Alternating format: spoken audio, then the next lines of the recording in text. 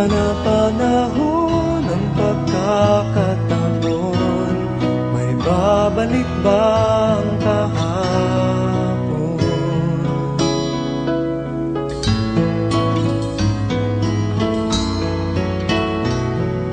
Natatandaan mo pa ba nang tayong dalawa'y unang magkita? Panahon ng kamusmusan, sa piling ng mga bulaklak at halaman, doon tayo nagsimula mangarap at tulad.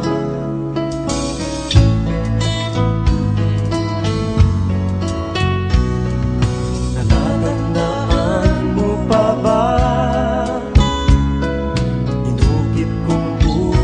sa punong mangga at ang inalay kong gumamela, magkahawak kamay sa dalampasigan, malayang tulad ng mga ibon, ang gunita ng ating kahapon.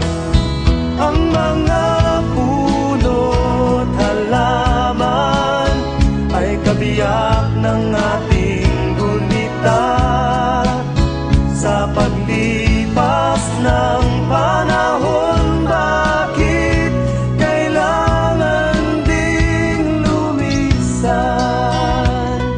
Panapanahon ng pagkakataon, may babalik ba ang kahapon?